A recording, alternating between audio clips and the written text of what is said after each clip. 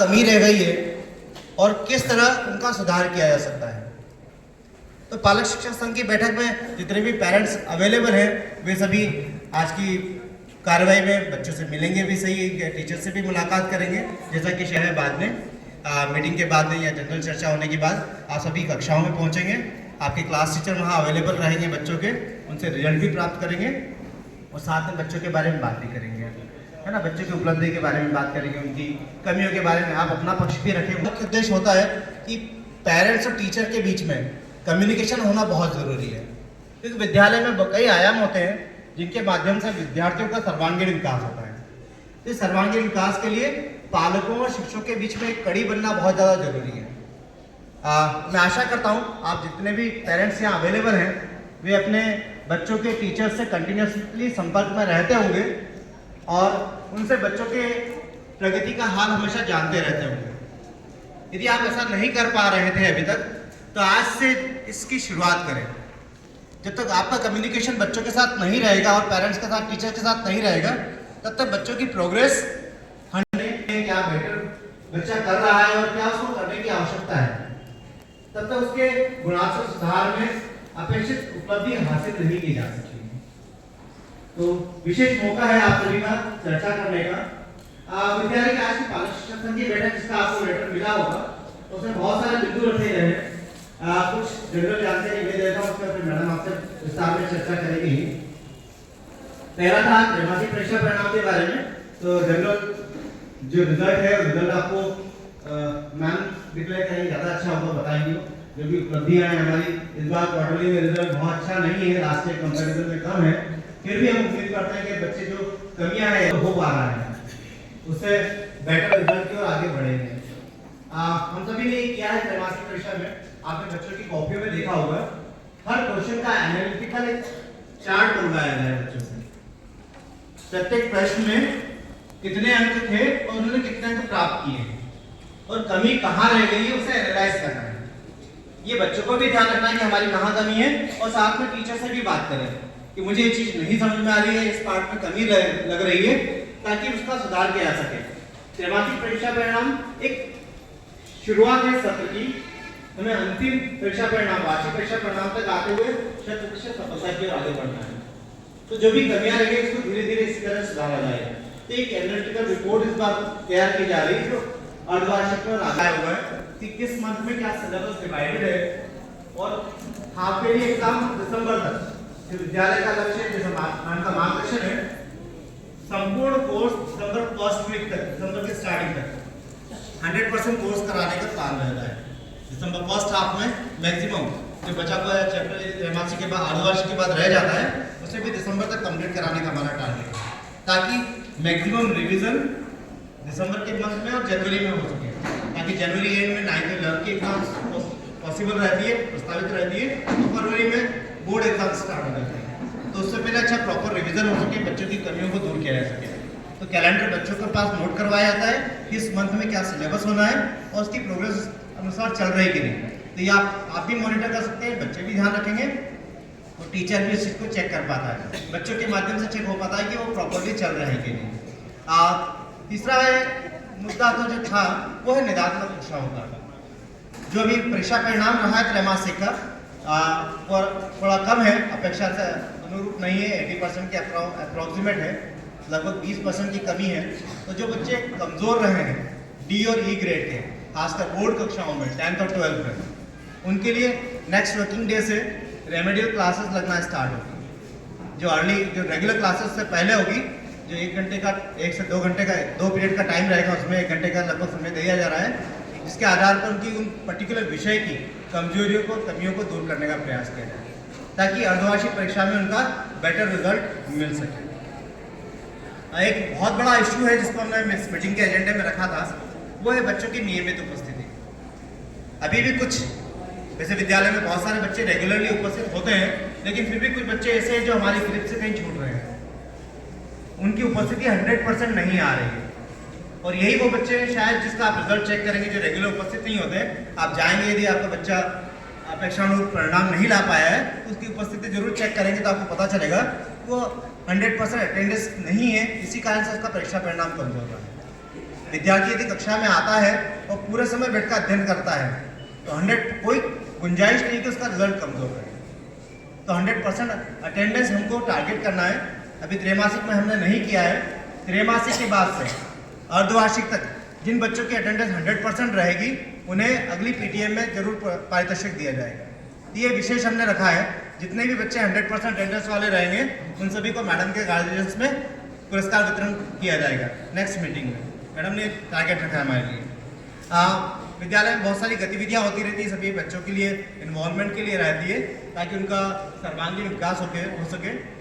सभी बच्चों से अपेक्षाएं रहती हैं उन सारी गतिविधियों में, चाहे साहित्यिक हो चाहे खेलकूद की हो, उन सभी में वो सहभागिता करें और अपना उत्कृष्ट परिणाम दें। एक और मुद्दा बहुत ज़्यादा सेंसिटिव है अभी वर्तमान के परिप्रेक्ष्य में, और वो है मोबाइल का।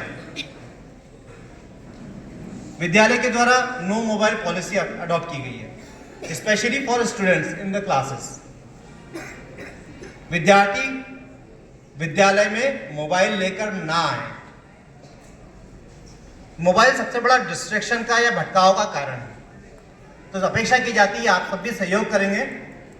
बच्चों के साथ कम से कम मोबाइल रखें, मोबाइल ना रहे ज़्यादा बेटर है। बहुत ज़्यादा इमरजेंसी लगती है, बहुत ज़्यादा व्यवस्था है, आपकी समस्या है, बहुत दूर से बच्चा ट्रेवल कर रहा है तो उसके पास कीपैड फोन हो, ना कि स्मार्टफोन हो, जो केवल कम्युनिकेट करने के काम आए, आपके कनेक्शन के लिए काम आए। स्मार्टफोन हमेशा उसको डिस्ट्रैक्ट करता है। जब भी फ्री समय मिलता है उसको, चाहे क्लास के दौरान 10 मिनट का हो, ब्रेक के दौरान हो, यदि उसके पास मोबाइल है, आप कितना भी मना कर लीजिए, हाथ मोबाइल पर चलाया जाता है। ये हमारी समस्या भी है। हम 5 मिनट के लिए भी फ्री बैठेंगे तो कुछ ना कुछ मोबाइल पर सर्च करना स्टार्ट कर देते हैं। तो मोबाइल की बीमारी जो हमको दी गई है, तो हम चाहते हैं कि ये सब बंद हो। विद्यार्थी विद्यालय में फोन्स लेकर ना आए, और आप घर पे भी मॉनिटर करें कि कम से कम मोबाइल फ़ोन का वो उपयोग करें, ताकि उनका अटेंशन पूरा ध्यान पढ़ाई की तरफ हो, ना कि मोबाइल में। आप देखते होंगे समाचार पत्रों के माध्यम से, बहुत सारे माध्यमों से, कि मोबाइल बच्चों को भटकाने का काम बहुत ज़्यादा करता है। तो आप इस चीज़ को मॉनिटर कर पाएंगे, चेक कर पाएंगे। ये एक बहुत इंपॉर्टेंट इश्यू जो इस मुद्दे में रखा जाना था। विद्यालय बहुत सारी फैसिलिटीज़ को कंडक्ट करता है, और सारी फैसिलिटीज़ बच्चों के लिए है। अच्छा वाटर, सारी फैसिलिटियाँ प्रोवाइड की गई है। फिर भी हम उत्तरोत्तर हमेशा सुधार के लिए प्रयास करते रहते हैं। गवर्नमेंट स्कूल है, शासकीय विद्यालय है, इसकी अपनी एक लिमिटेशंस होती हैं। तब उन लिमिटेशन के साथ चलते हुए, उन सीमित संसाधनों के साथ चलते हुए बेहतर व्यवस्थाएं उपलब्ध कराने का विद्यालय प्रयास करता रहता है। मैम और हमारे मार्गदर्शक शिक्षक श्री BL जोशी सर इसमें हमेशा लगे रहते हैं। ये हमारे प्रयास रहते हैं कि बच्चों को अच्छी सुविधाएं मिलें। एक और इम्पॉर्टेंट इश्यू जो लास्ट मेरे पार्ट में रहता है, जो आज के एजेंडे का मुख्य बिंदु है, वो है अनुशासन। आप सभी ने देखा आज ये हम बच्चों को पहले भी बिठा सकते थे, लेकिन हमने ये व्यवस्था थोड़ा सा लेट इसलिए स्टार्ट की कि आप भी देखिए कि बच्चे किस तरह से आना चाहिए।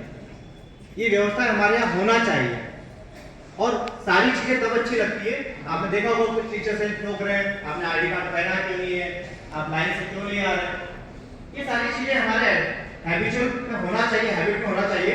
अनुशासन हमारी प्रकृति में बन जाना चाहिए कि हमको हमेशा ये काम अनुशासन के साथ बने हुए होकर ही करना है। तो अनुशासन सबसे बड़ा एक सपोर्टर होता है विद्यार्थी या किसी भी व्यक्ति के परिणाम को परिलक्षित करने के लिए, उसकी उपलब्धि हासिल कराने के लिए। तो अनुशासन एक इम्पॉर्टेंट पार्ट है। इसके लिए सबसे पहला एस्पेक्ट होता है गणवेश। तो सभी पेरेंट्स से ध्यान रखें, बच्चा पर्टिकुलर डेज को विशेष गणवेश में उपस्थित हो, उसके हेयर कट का, उसका ड्रेसअप का, ये सब चीज आप थोड़ा सा ध्यान रखें। आप, क्योंकि एक पार्ट होता है जो आपको सपोर्ट करना होता है गणवेश का पार्ट। ID कार्ड सभी को बच्चों को मिल गए हैं, तो ID कार्ड हमेशा रहे उनके साथ में, आप चेक करें।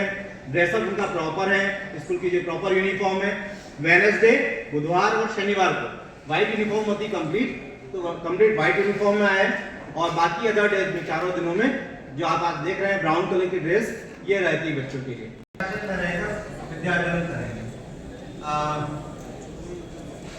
मैं अपनी बात तो आपके साथ रख ही रहा हूँ। मैं चाहता था कुछ पेरेंट्स की अपनी बात रखें, जैसा मैम का आदेश है, फिर मैम उनसे बात करेंगे आपसे।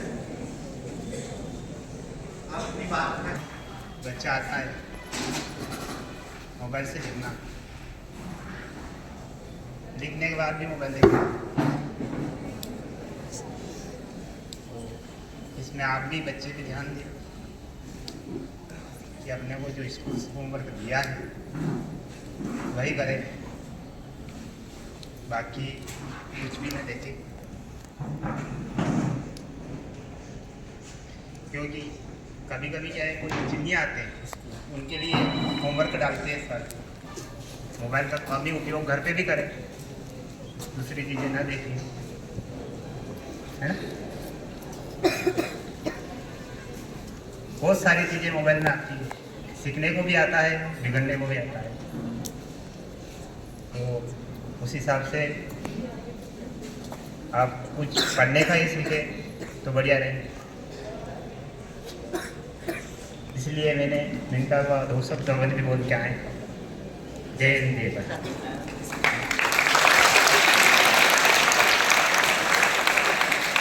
नाइन्थ बी से है नितेश, नी बी बी बोला ना, नाइन्थ बी से बोले नितेश खड़ा हो जाओ। जाए। नारगढ़ से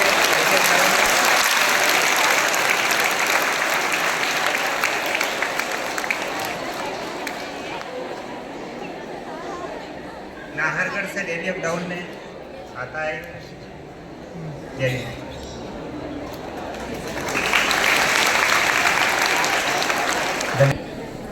आज सर ने जो बोला है, मैं भी मौका चाहती थी कि मुझे भी मौका मिले बोलने का, पर आज मिला है तो मैं भी बोलना चाहूँगी मेरे विचार जो है।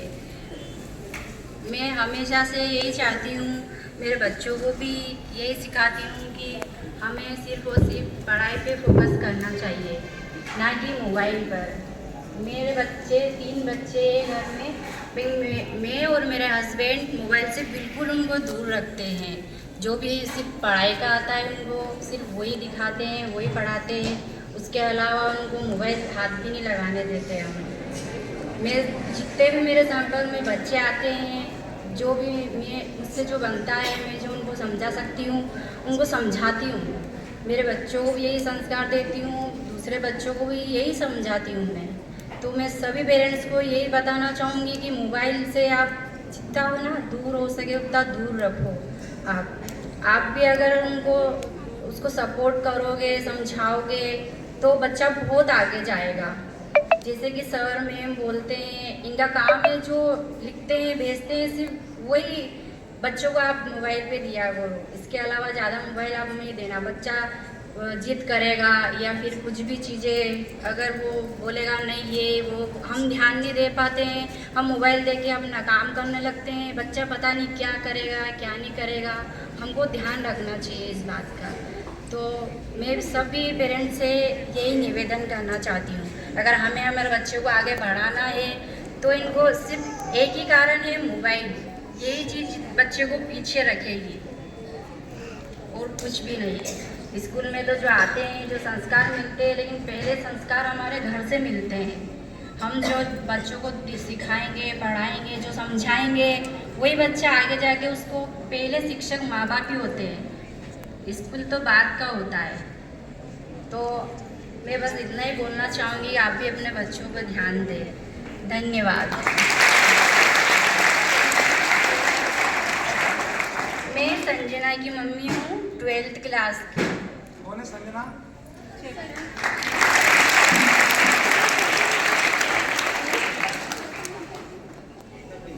विचार रखने।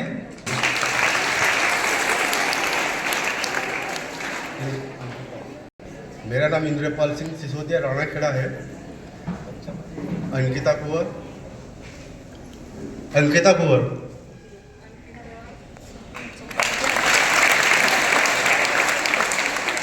सबसे पहली प्राथमिकता तो ये है, बच्चे को मोबाइल इतना देना चाहिए जितनी ज़रूरत हो। 10 मिनट का उनका समय सेट कर दो आप, क्या आपको मोबाइल चलाने का शौक है, 10 मिनट 15 मिनट पूरा दिन आपको मिलेगा, उसके बाद मोबाइल बंद।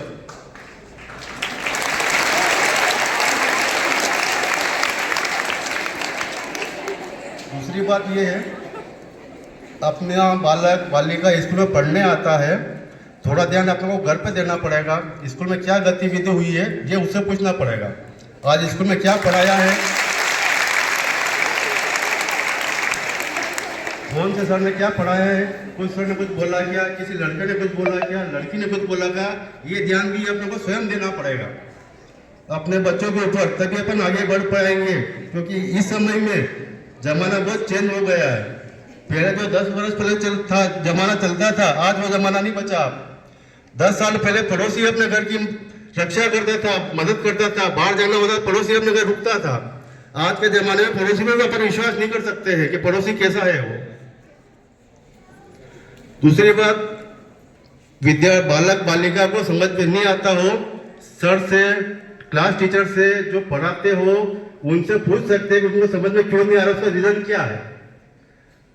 मैडम के या सर के पढ़ाने में कोई कमी है, उनका पढ़ाने का तरीका चेंज करना है कि अपने सुनने समझने का तरीका चेंज करना है, क्या करना है।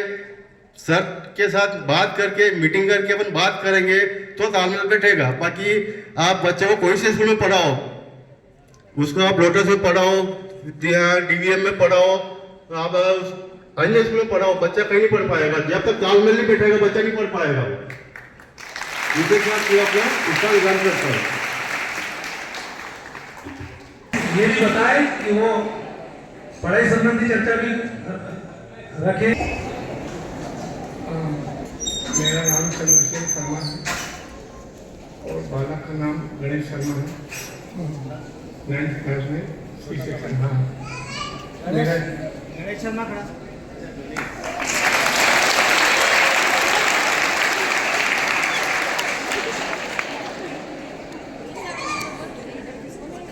आज का समय जो है कंप्यूटर का है और मोबाइल का भी है। हमको जो है इतना परहेज नहीं कर सकते। इसका कुछ भी है, एक बात ये भी सॉल्यूशन है कि इसके चलाने से अपने जो है स्वभाव चिड़चिड़े हो जाते हैं, आँखों में कमजोरी 5% 10% बच्चों को चश्मे लग गए हैं। ये अपनी सेहत के लिए भी अच्छा नहीं है।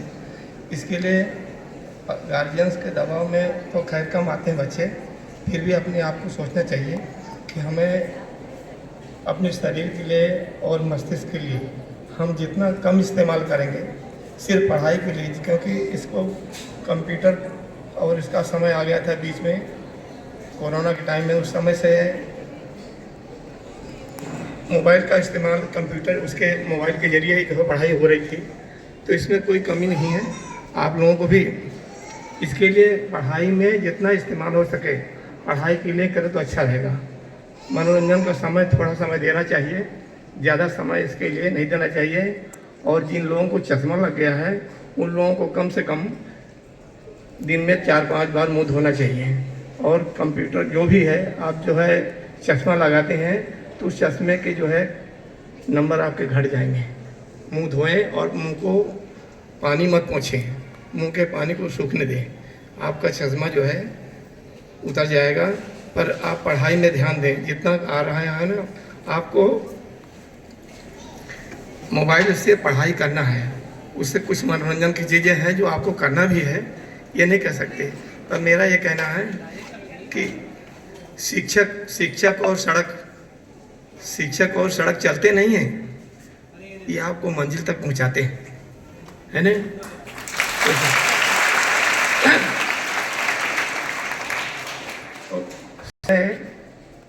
कड़वी हैं, शिक्षा की जाए कड़वी है लेकिन फल उनका मीठा है। इसलिए आपको जो है जहाँ तक हो सके शैक्षिक शिक्षा के ऊपर ध्यान देना चाहिए।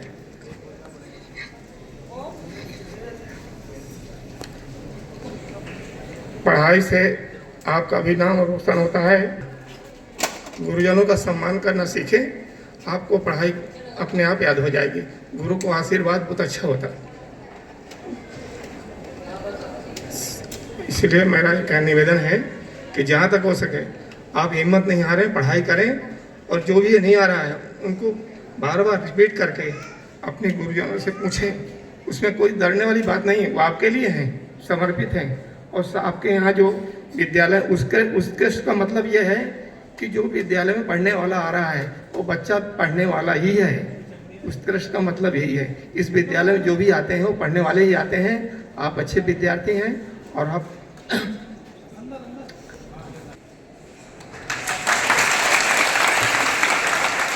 बहुत बहुत धन्यवाद। आपने बहुत अच्छे से पालक को भी और विद्यार्थी को भी पढ़ने के लिए प्रेरित करा। बहुत बहुत धन्यवाद। अगले सरस्वती के मंदिर में प्रणाम करते हुए सभी शिक्षक महोदय को प्रणाम करता हूँ। और मैं पिछले 4 वर्षों से पेरेंट्स मीटिंग में आता रहता हूँ, क्योंकि मेरे दोनों बालक यहीं पढ़े और अभी एक ने 12th क्लियर करी है, जो हर्षवर्धन था जी, और अभी वर्तमान में इंद्रपाल सिंह, महेंद्र सिंह, मेरा नाम महेंद्र सिंह और मेरे बालक का नाम इंद्रपाल सिंह है, जो आज स्वास्थ्य खराब होने के कारण नहीं आया है, बट पेरेंट्स मीटिंग थी तो मेरा आना जरूर था, तो मैंने कहा मुझे चलना चाहिए।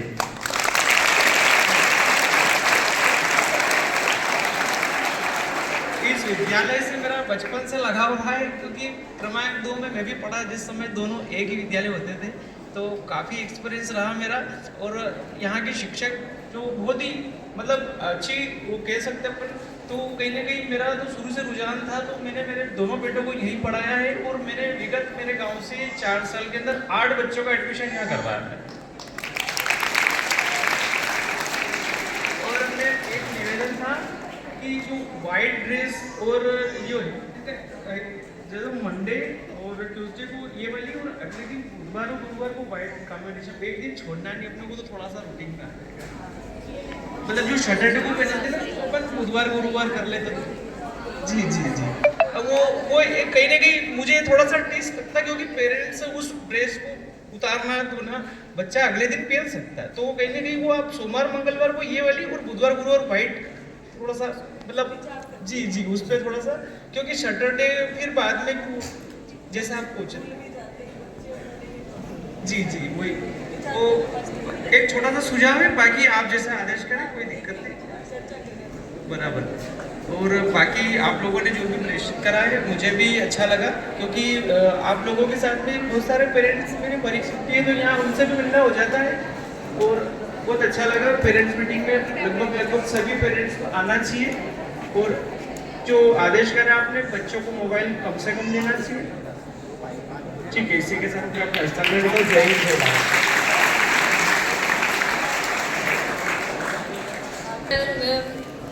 सभी को मेरा प्रणाम, प्रिंसिपल मैम को मेरा प्रणाम। मैं भानोड़ से हूँ, ललिता जैन और जिनी जैन, 10th क्लास में।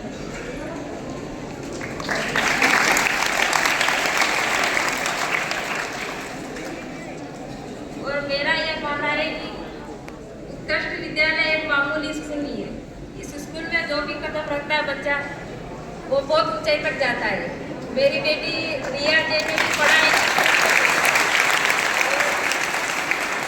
4 साल से उसने भी इस स्कूल में आने की बहुत जिद करी थी, तो उस जिद को मैंने पूरा किया है।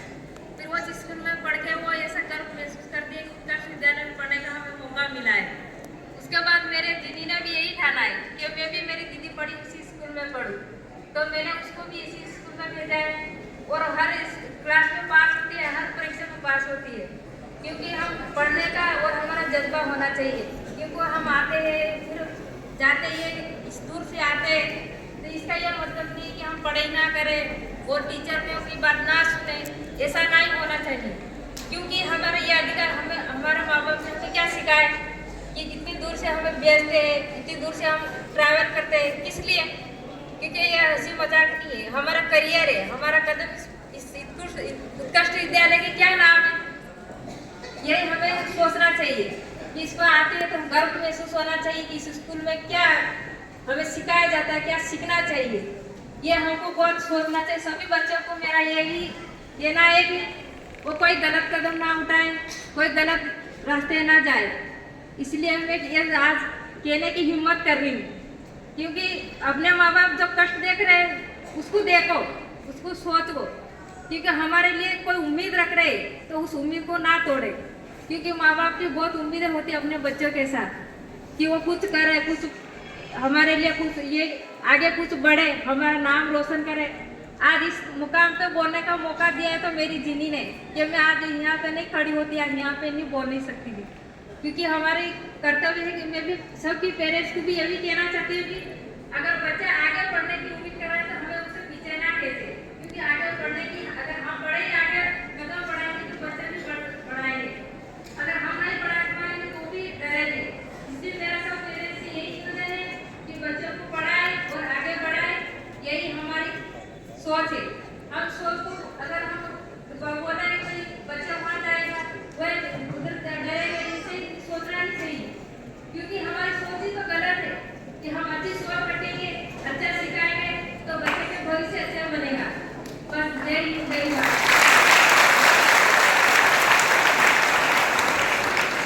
फोटो आई थी।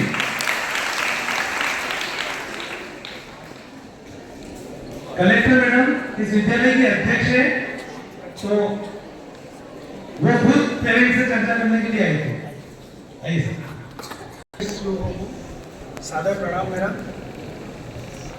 गुड आफ्टरनून बच्चों। मेरा इतना तो सुझाव है कि जो बच्चे पढ़ाई करते हैं वो रटने का काम करते हैं। जैसे संस्कृत में कुछ दे दिया श्लोक वगैरह कुछ भी दे दिया, उसको समझने की बजाय उसको रटते हैं। जब एग्ज़ाम होती है उसको रट के लिख देते हैं, जो नंबर है टीचर दे देते हैं। उसका मीनिंग जो है इनको नहीं आता, इससे पूछते हैं। जैसे इंग्लिश मीडियम में, जैसे मेरा बच्चा अभी गौरव मोड़ 9th B में, मेरा नाम पवन मोड़ है। गौरव कौन है? गौरव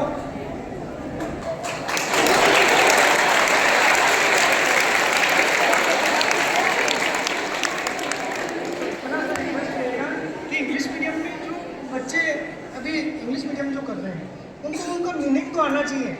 जो भी वो एक वाक्य दे दिया उसको इंग्लिश में करना है तो उसको कैसे बोलना है, उसका क्या मैटर हुआ, वो कुछ भी उनको मालूम नहीं पड़ता।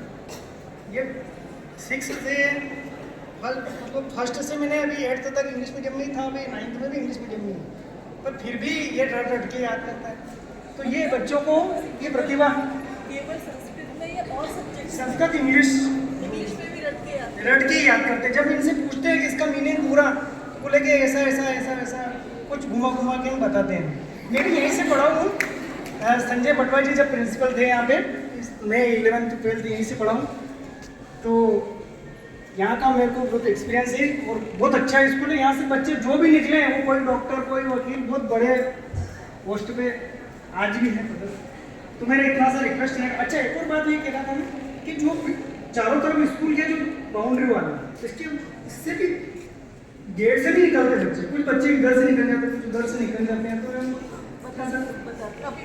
कोई ड्रेस कोड जो है ना, ये तो उसकी बात से मैं भी सहमत हूँ कि 2 दिन रेगुलर अगर बच्चे पहनेंगे तो वो अच्छा है। जो भी है वार जो भी है वो तय हो जाए, वो अच्छा है। Thank you. आपने जो बाउंड्री का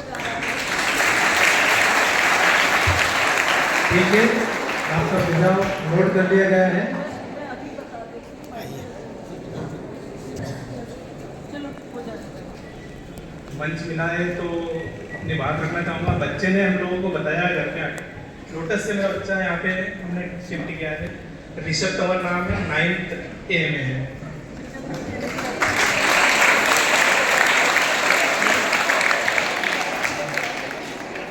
मैं राकेश कंवर, चूँकि एक शासकीय कार्यालय में कार्य करता हूँ, तो मुझे पता है कि जब तक अपन वरिष्ठ अधिकारी को जानकारी नहीं देंगे तब तक हो सकता है कि उनको जानकारी नहीं मिले।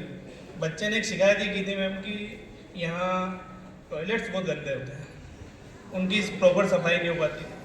प्लस बच्चे को बोतल घर से ही लेके आनी है, लेकिन मान लो सीज़न गर्म है और बोतल खाली हो गई है तो भर नहीं पाता है, वाटर कूलर चालू नहीं है आपके यहाँ पर शायद, या हो सकता है कि उसमें पानी ख़त्म हो जाता है तो वापस से मेंटेन नहीं हो पाता है। हाँ, लेकिन मैम बच्चे को पानी नहीं मिल पाया है, वो शिकायत रही है उसकी। दूसरा मैम मैं एक और आपका ध्यान आकर्षित करना चाहूँगा। अभी एग्ज़ाम हुई है बच्चों की, क्वार्टरली एग्ज़ाम थी। एग्ज़ाम के पहले जो पढ़ाया गया बच्चों को, पढ़ाने के बाद एग्ज़ाम भी लिया गया, और एग्ज़ाम्स के टाइम पे जब रिज़ल्ट आने से पहले और एग्ज़ाम के बाद आपने कुछ टीचर्स चेंज किए हैं क्लासेस में। तो जो भी नए टीचर आए हैं उन्होंने जो रिज़ल्ट जारी करा है वो ये बोल के जारी किया है कि ये जो आंसर आपने लिखे हैं वो मेरे मुताबिक नहीं है, तो मैं इसमें पूरा नंबर नहीं दे पाऊँगी आपको। तो मैम ये रिक्वेस्ट है कि आप रिज़ल्ट आने तक उसी टीचर को आप रखें ताकि वो उनके मुताबिक जो आंसर बच्चों ने लिखे हैं वो नंबर दे पाए उनके। ठीक है मैम।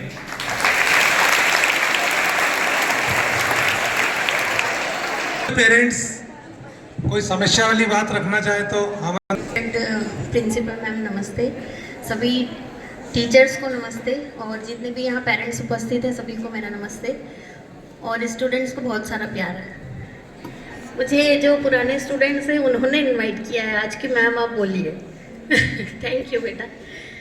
बहुत सारे टॉपिक यहाँ पर हो चुके हैं बट एक टॉपिक मैं लेना चाहूँगी जो अनुशासन का था, जो सर ने कहा था। तो अनुशासन के लिए मैं बस इतना कहना चाहूँगी कि यहाँ जो स्कूल में अनुशासन मैंने देखा है वो शायद ही किसी स्कूल में मैंने देखा है।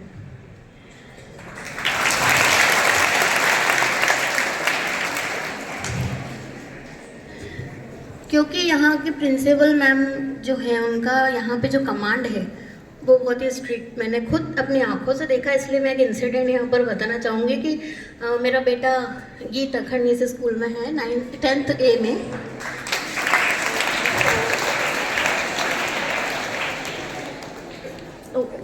उनको कुछ बुक्स वगैरह वो शायद घर पर भूल गए थे, तो कॉल किया कि मम्मी मेरा आज कुछ टेस्ट है तो आप मुझे ये बुक अवेलेबल करा दीजिए, जल्दी से आप घर से लेकर आ जाइए।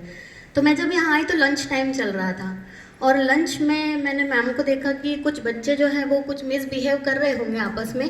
तो मैम अंदर से दौड़ते हुए आए और उस बच्चे को तुरंत उन्होंने पकड़ा और वो अंदर लेके गए।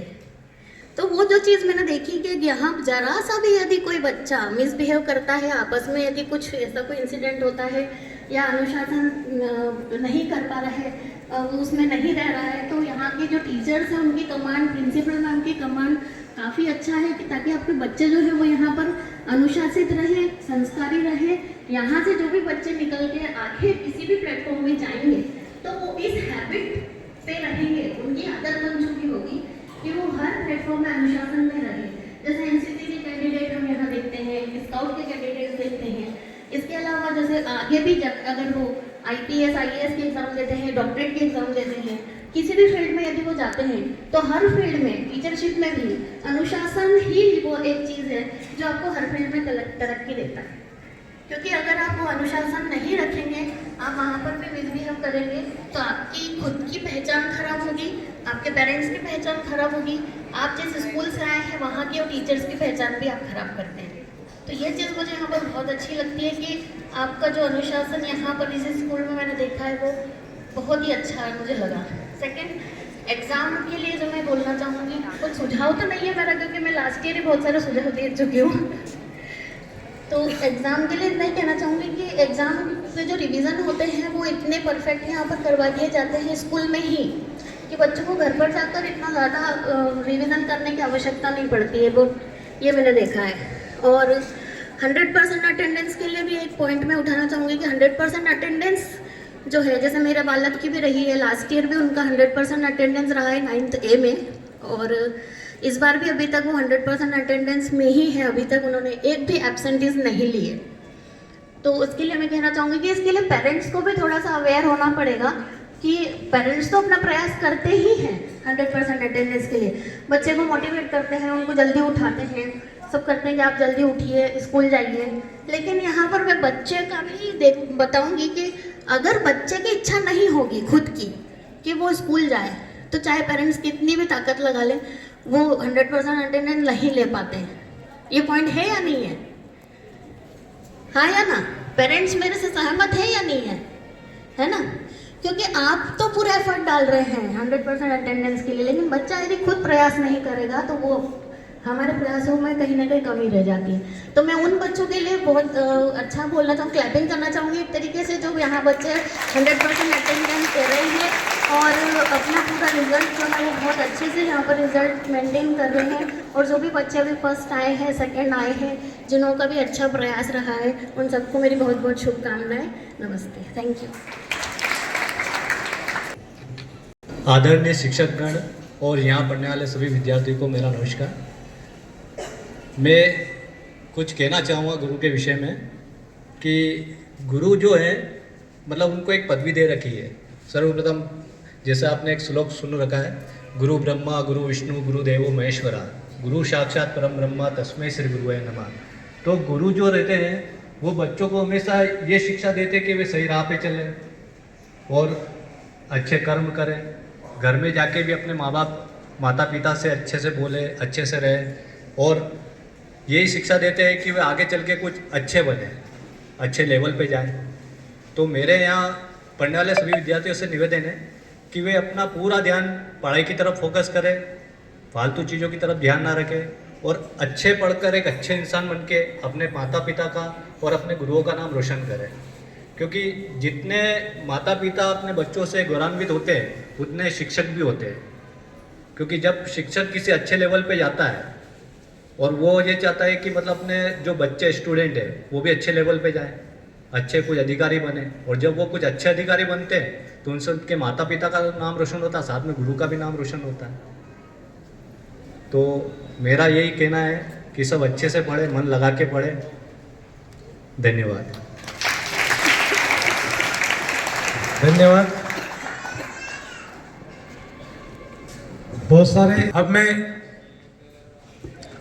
आदरणीय प्राचार्य मैडम को आमंत्रित कर रहा हूं कि प्राचार्य मैडम आपसे अपनी बात रखें।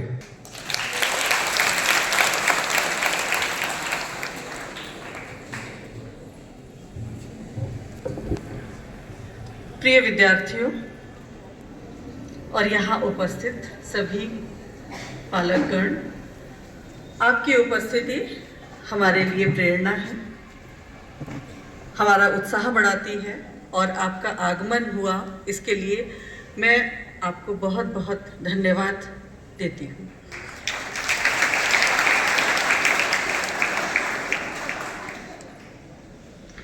अच्छा, ये बताओ बच्चों कि मैं 1 बाय 1 खड़ा करूं तुम्हारे पेरेंट्स के सामने? नहीं? कुछ शक्लें दिखाऊं? बॉयज,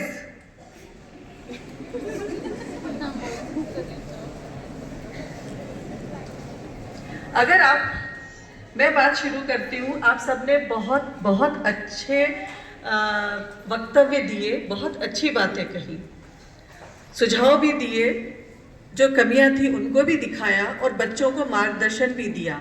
समस्या भी आपने प्रस्तुत की मोबाइल की, उसका समाधान भी आपने दिया, और क्या करना चाहिए ये आपने बच्चों को बताया भी। तो हमारा बहुत सारा कार्य आप लोगों की सहायता से ही होता है। जो आज यहाँ उपस्थित पालकगण जो यहाँ आकर जिन्होंने बोला भी, उन्होंने इस बात को हाईलाइट किया और बहुत अच्छे से बच्चों को बताया। लेकिन मैं इसी संदर्भ में बताना चाहती हूँ कि कुछ बच्चे ऐसे होते हैं जिनको ये लगता है कि हम बहुत दर्शनीय हैं, हमको देखकर बहुत अच्छा लगेगा लोगों को। तो मैं दिखाना चाहती थी, हालांकि ये अच्छी बात नहीं है कि किसी स्टूडेंट को मैं खड़ा करूं तो वो फिर शर्मिंदा होगा। उनकी हुलिया ऐसी होती है कि ऐसा लगता है कि वो स्कूल में क्यों आए हैं। उत्कृष्ट के ही बच्चे हैं, हमसे ये कहा जाता है कि अरे आपके यहाँ तो उत्कृष्ट के बच्चे, चयनित बच्चे हैं। वो चयनित बच्चा 9वीं से सीढ़ियां चढ़ते चढ़ते 9वीं 10वीं में आते आते फिर 12वीं में तक पहुंचते पहुंचते पता नहीं कब कई बच्चों का रूप परिवर्तन हो जाता है। तो मेरा अनुरोध है पालकों से कि मैं यहाँ नहीं दिखाऊंगी, जब घर से बच्चा निकलता है तो उसको देखा जाए। बच्चे को देखना बड़ा सुख देता है। हमारी संतान को जब हम निहारते हैं तो हमें बड़ा सुकून मिलता है। तो आप अपनी संतान को निहारा करिए, चाहे बालक हो या बालिका, और देखा करिए कि उसके बाल कैसे हैं, कपड़े कैसे पहने हैं। आजकल एक फैशन चला है कि पैंट खरीदा बाजार से और उसमें सिलाई लगवा दी और बहुत टाइट कर दिया। अब टाइट कर लिया तो बहुत जल्दी छोटा हो जाता है, फिर फट जाता है। कृपया ऐसा ना करें। बच्चों के नाखून, जूते, मोजे तो गायब हो जाते हैं। धीरे धीरे हमारे बच्चों के मोजे पता नहीं कहाँ चले जाते हैं। घर पे देखिए कि कहीं चूहे का बिल तो नहीं है, चूहे खींच ले जाते होंगे शायद। तो कृपया, अच्छे लगते हैं बच्चे यूनिफॉर्म जब पहने होते हैं पूरी। अभी आपने से ही कहा ये बात, वही बात दोहरा रही हूँ मैं, क्योंकि समय हो रहा है, आपको रिजल्ट लिखना है।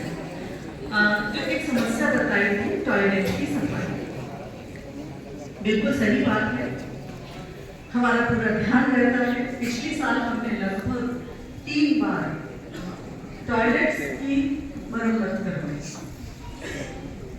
अब बेचारी जो सीट है टॉयलेट की, जो यूरिनल स्पॉट है, वो सिरेमिक के बने होते हैं। उस पर एक पत्थर लाकर पटक दिया, दूसरे पर पटक दिया, तीसरे पर पटक दिया। तोड़ दिया हमारे ही बच्चों ने, उनको तोड़ते हुए निकाला गया वहां। जब तक हम चर्चा कर रहे हैं दूसरों ने जाके आगे वाले ने तोड़े, दरवाजे तोड़ दिए, एक लात मारी, युवा शक्ति है।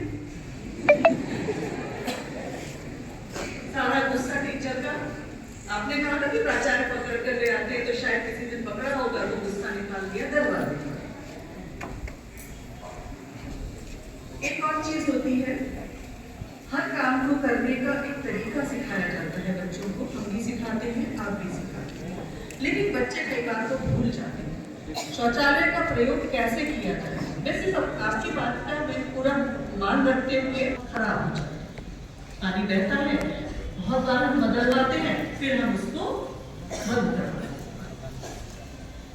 एक टीचर ने बताया कि एक दिन वो घूमते, हमारे जो सफाई करते हैं, उन्होंने बताया कि सफाई के लिए जो बाल्टी रखी हुई है, हमारे बालक उसका उपयोग कर रहे हैं शौचालय के लिए। जो सफाई करता है वो भी तो इंसान है, वो हमारी सफाई कर रहा है, हमने जो गंदा किया उसको साफ कर रहा है, कैसे करेगा वो? विचारणीय प्रश्न है ये। अगर हम गंदा करते हैं तो फिर हम गंदे में रहने की आदत डाल लें। अगर हम सफाई को मेंटेन नहीं कर सकते तो हम अपनी बात क्यों कहें? ये सामान्य सभी के लिए बात है, हम बच्चों को सिखाते हैं, वो सिखाते हैं, लेकिन आपके सामने मैं ये बात कहना चाहती हूँ कि हम प्रतिदिन ये फेस करते हैं। इस समय 986 बच्चे हैं हमारे। अब 900 बच्चे जाएंगे, अगर वो ठीक से उसका उपयोग नहीं करेंगे तो शाम तक निश्चित गंदगी हो जाएगी। हमारे पास एक कर्मचारी है, वो भी अस्थायी है, स्थायी नहीं है, बहुत कम पैसों में हमने उनकी सेवाएं दे रखी हैं।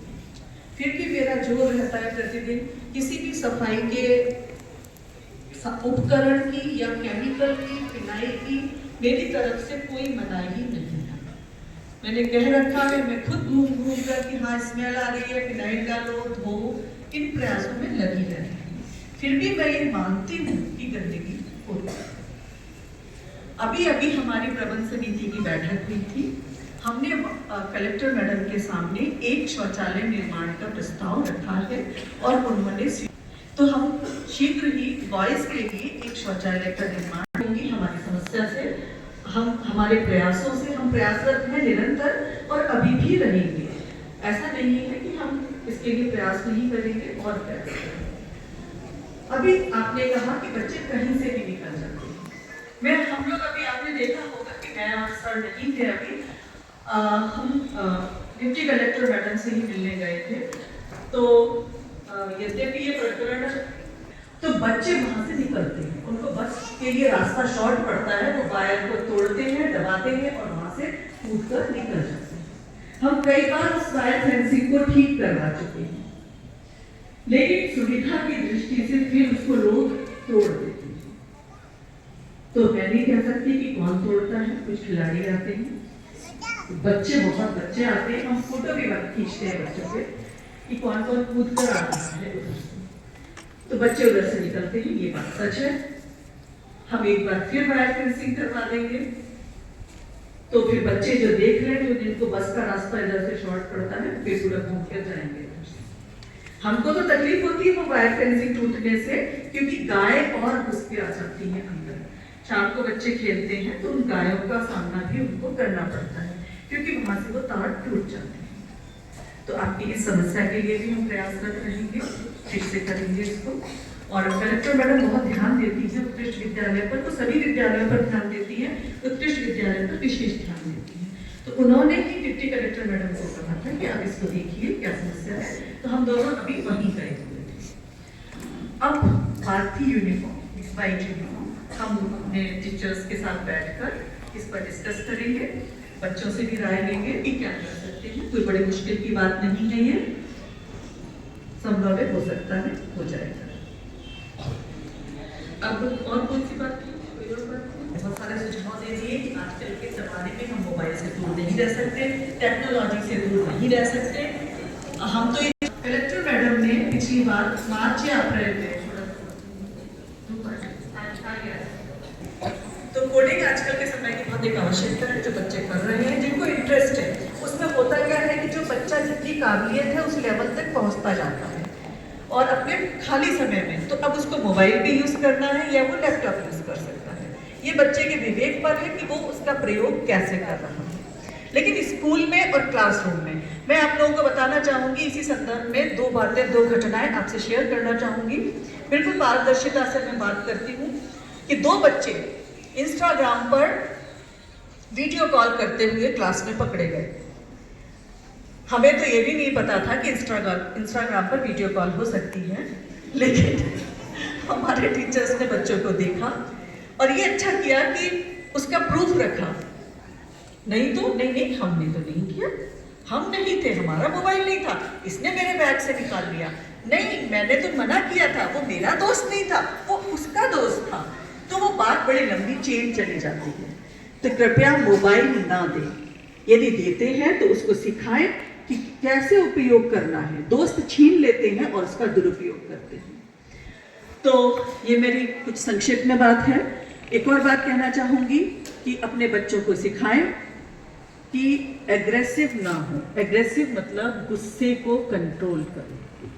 मैंने अभी एक दो क्लास में कहा है कि हम मेडिटेशन का कोर्स करवाएंगे आपको, आप में इतना गुस्सा है, आगे खिसक जाओ, पीछे क्यों बैठ गए, और पता नहीं कौन सी गालियां देते हैं, इसने मुझे गाली दी, तो मार पिटाई शुरू हो गई। बड़े नाखून है तो नाखून लग गया, खून निकल आया। रेस्ट होता है, अगर आप लोग कहें तो हम रेस्ट भी बंद कर दें। लड़ाई होती है ना हमेशा रेस्ट में, और पता नहीं ये बेचारे क्लास में एक दूसरे को देख नहीं पाते, पता नहीं क्या आंखों में कोई प्रॉब्लम हो जाती होगी, तो कहते हैं बाहर निकलना फिर देखेंगे। बाहर निकल कर इनकी आंखें ठीक हो जाती है, कुछ ट्रायंगुलर दूरबीन चश्मा मिल जाता होगा, तो ये बॉयज एक दूसरे को बाहर बहुत देखते हैं।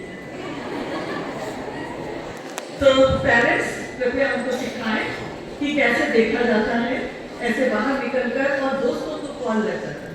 अब सोचिए कि हमारे लिए कितना संकट है। हम ये कहते हैं उनसे कि हम टीचर हैं, हम पुलिस नहीं है। हमने इस बात पे ये कहा कि अगली बार हम पुलिस को कॉल करें, हम बात नहीं करेंगे, हम नहीं समझाएंगे, हम बीच बचाव नहीं करेंगे, हम सीधे पुलिस को कॉल करें। अब कोई पेरेंट्स चाहेगा कि हम पुलिस को कॉल करें? नहीं चाहेगा, लेकिन ये हमारे देखने वाले बच्चे जो है ना, वो चाहते हैं कि हम पुलिस को बुलाएं। ठीक है, चलिए अब हम रिजल्ट की बात करते हैं। इस बार का रिजल्ट हमारा त्रैमासिक का पिछले साल के कंपैरिजन में खराब है, जैसा सर ने बताया, और ये बच्चे उसका रीजन जानते हैं। एक प्रश्न और छूट गया था, एक जो कहा था हमने, बोर्ड के एग्जाम में अलग अलग टीचर्स कॉपी चेक करते हैं। अभी बोर्ड का पैटर्न बहुत बदल गया है। बोर्ड की कॉपी पर बच्चे का रोल नंबर हटा दिया जाता है, बच्चे के स्कूल का नाम हटा दिया जाता है, स्कूल से मतलब सेंटर का नाम, किस केंद्र से परीक्षा दे रहा है, हटा दिया जाता है। वो पेज फाड़ दिया जाता है, फर्स्ट पेज, और उस पर एक बार कोड लगा दिया जाता है। तो किसी बच्चे की कोई पहचान नहीं होती, किसी जिले की, किसी शहर की, किसी स्कूल की कोई पहचान नहीं होती। सारी कॉपियां मिक्स कर दी जाती हैं, मंदसौर, रतलाम, नीमच, शाजापुर, इस तरह की सब कॉपियां मिला देते हैं और उस पर बारकोड लगा देते हैं। अब अगर टीचर जो पढ़ा रहा है वही हमेशा कॉपी जांचेगा, ये संभव नहीं है। एक बात आई थी कि रटना नहीं है, समझना। तो मैं कहना नहीं चाहती, फिर भी कह रही हूँ कि कई बच्चों को रटने की आदत है, वो शुरू से छोटी क्लास से रटते आ रहे हैं, तो उतना ही लिखते हैं। अच्छे बच्चे को पढ़कर लिखना चाहिए।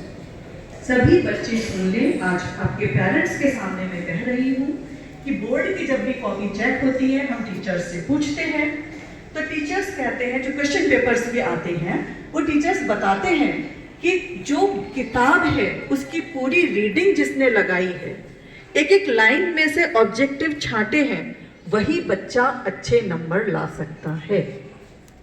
रटकर आप बड़े क्वेश्चन लिख देंगे लेकिन रटकर आप ऑब्जेक्टिव नहीं कर पाएंगे।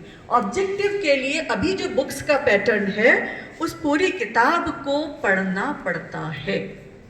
ये आदत अभी हमारे बच्चों में कम है। पहली से 8वीं तक बच्चों को प्रश्नों के उत्तर लिखवाए जाते हैं। 9वीं में उनकी सहायता के लिए उनको लिखवा दिया जाता है।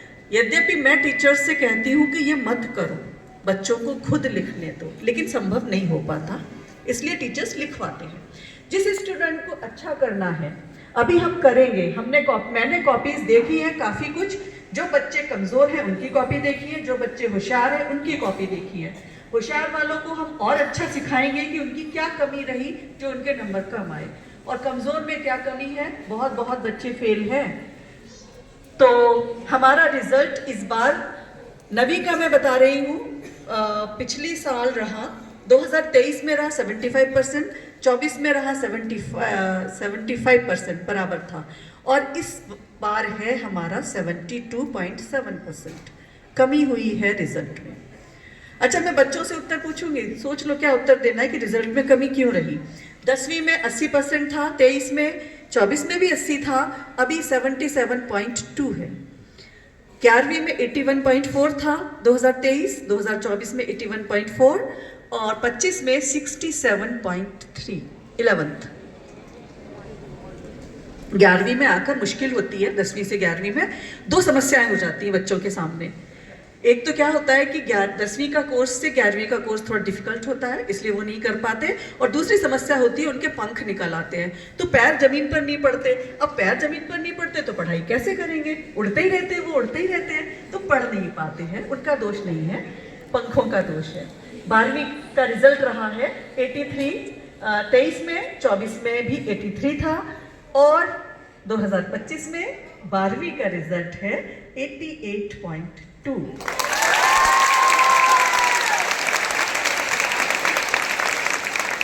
बारहवीं के रिजल्ट में बढ़ोतरी हुई है, और निश्चित गर्ल्स की वजह से हुई होगी। ताली बजा दो ना तुम्हारी ताली। हमारे बच्चे सभी बहुत अच्छे हैं, कभी कभी भटक जाते हैं, लेकिन मैं गर्ल्स की बहुत तारीफ करूंगी कि हमारी गर्ल्स बहुत अच्छी हैं। नहीं, बॉयज अच्छे हैं, नाराज नहीं होना, आप सभी बहुत अच्छे हो।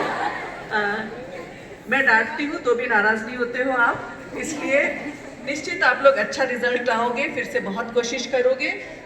तो आप सभी की उपस्थिति में मैं अपनी बात कह पाई। फिर भी आपको कोई बात शेयर करनी है, मेरे पास तो भी बहुत सारी बातें हैं शेयर करने के लिए, लेकिन समय कम है, अब मैं समय नहीं लूँगी। आप लोग अलग से मुझसे बात कर सकते हैं। आप सभी को धन्यवाद, आप यहाँ आए।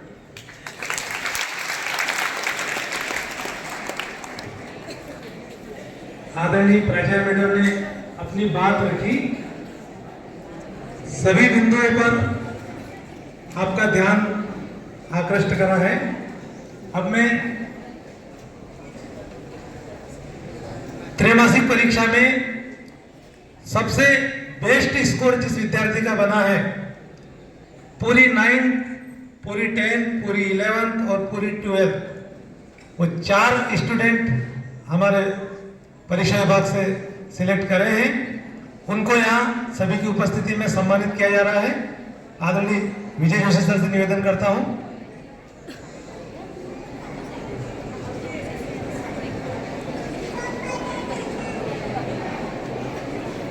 Thank you sir.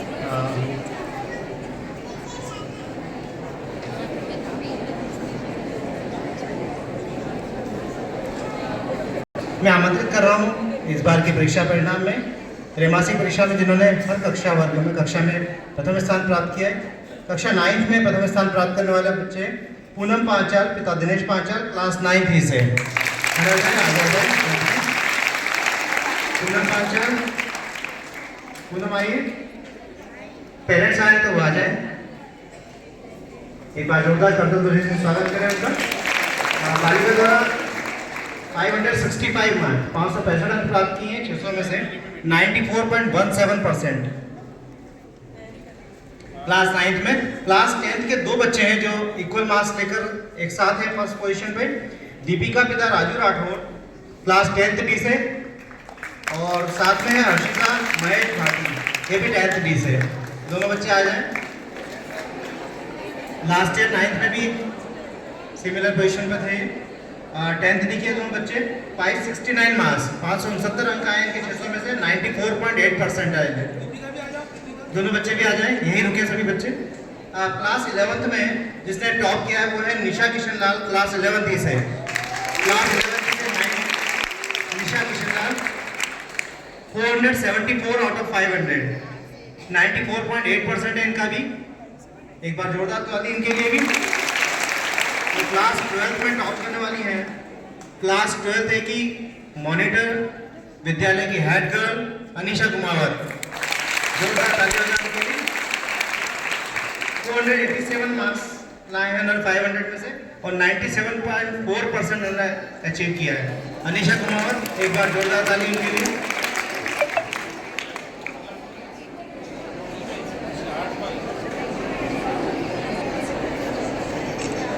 इधर देखो।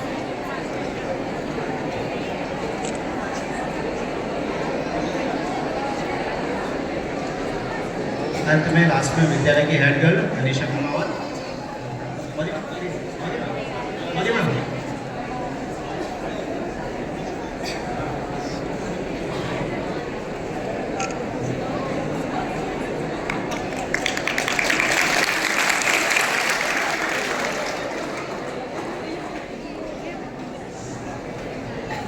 आज की पीटीएम अब अंतिम स्वरूप में है।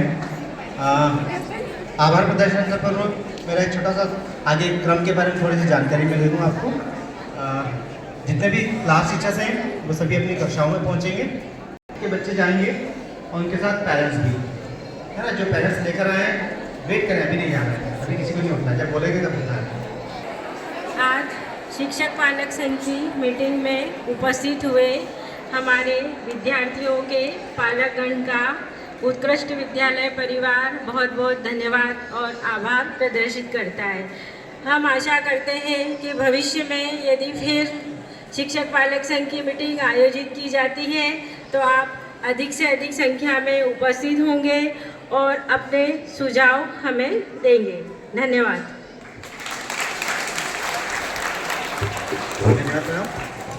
हमारे पालकगण हमेशा सहयोग करते रहते हैं और आज के जो विचार हमें प्राप्त हुए हैं वे हमेशा उपयोगी रहेंगे।